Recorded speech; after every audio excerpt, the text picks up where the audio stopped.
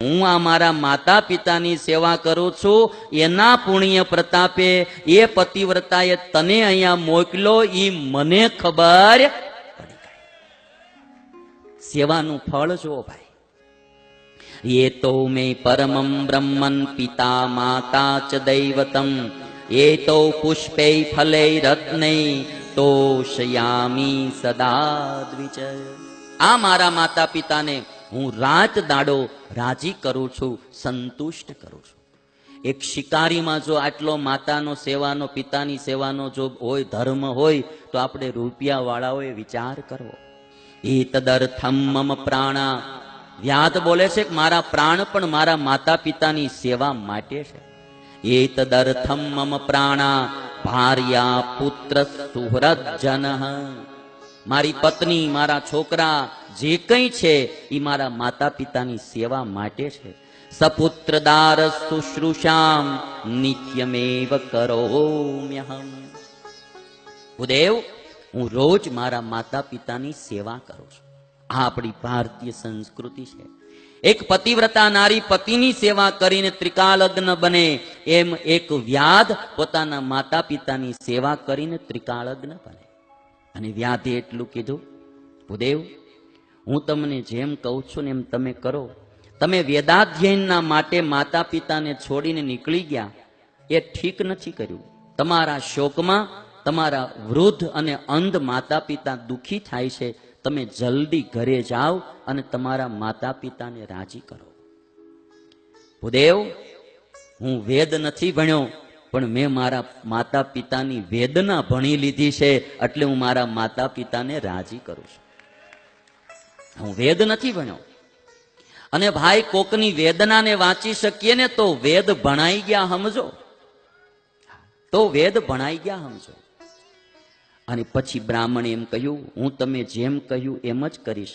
બહુ મારા મોટા ભાગ કે મને તમારો સમાગમ પ્રાપ્ત થયો.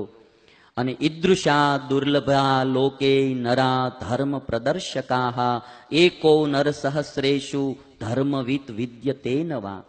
બ્રાહ્મણ કહે છે કે ધર્મનો માર્ગ બતાવનારા હજારોમાં એકાદા કોકા દુનિયામાં હોય તો હોય, નહીતર આવો સદમાર્ગ બતાવે કોણ? મોળો મિત્ર બની જાય ને એની ભેગા લખણ આપણામાં આવે ને. રેઢિયાર બાઈ હોય, હાવ રેઢિયાર, એની ભેગી હારી બાઈ રહેવા માંડે એટલે ઓલીને રેઢિયાર કરે ને. બહુ પાકી વાત છે. વ્યસની માણા હોય એની ભેગી બેઠેક ઉઠેક રાખો એટલે વ્યસની તમને કરે જ. દારૂડિયાની ભેગા રહેવા માંડો એટલે તમને ઘૂંટડા પીતા કરે જ. ચોરી કરતા, ચોર માણસોની ભેગા રહ્યો એટલે ચોરી કરતા કરે. અમારે એક ભગત હમણાં આવ્યો હતો, મને કે સ્વામી મારે કે ઇલેક્ટ્રિક ચોરીમાં 1.5 લાખનો દંડ આવ્યો. મેં 1.5 લાખ, મને કે 1.5 લાખનો આવ્યો. પણ મેં કીધું ચોરી કરી દંડ તો આવે જ ને. મને કે મેં તો હજી 5 દી થયા આંકડા માર્યા હતા. ડાયરેક્ટ આંકવાનું શરૂ કર્યું હતું. અમારી આખી સોસાયટી તો કેદુની ડાયરેક્ટ આંકે છે. તે કે બધા એક દી ભેગા થઈને મને એમ કીધું કે આ અમે બધા હાંકી છી, 5-5 વર્ષ થઈ ગયા, તમે હું કરવા ખોટા બિલ ભરોસો, અમારી જેમ કરો ને. તે મને એમ થયું કે આખું ગામ કરે છે, આખી સોસાયટી કરે, તો આપણો શું વાગ? તે મેં તો 5 દી થયા ડાયરેક્ટ કર્યું હતું અને હવારમાં જીબી વાળા આવી ગયા. 1.5 લાખનો દંડ ઠપકાર્યો. મોળી સોસાયટીમાં રહ્યો ને ભાઈ, તોય હારા સંસ્કાર નો આવે. રહેવું તોય હારી સોસાયટીમાં રહેવું. ઘરનું મકાન ન હોય તો ભાડે રહેવું, પણ હારા ભેગું રહેવું. મોળા માહોલમાં છોકરા રહેશે તોય મોળા થઈ જશે. મા બાપોએ છોકરાઓને પણ હારા માહોલમાં રાખવા. સંસ્કૃતના શ્લોક બોલવાનું શીખવાડવું કઠણ પડે, ગાળું બોલવાનું કઈ શીખવાડવું ન પડે ભાઈ. હા, પર્વત ઉપર ચડવું હોય ને તો સમય લાગે, ઉતરવામાં સમય નથી લાગતો. માહોલ હારો રાખવો. બહેનોએ પણ કોઈ એવી મોળી બાઈ હોય એનો સંગ ન કરવો. ભાઈઓએ કોઈ મોળો ભાઈ હોય તો એનો સંગ ન કરવો. વિદ્યાર્થીઓએ મોળા વિદ્યાર્થીનો સંગ ન કરવો.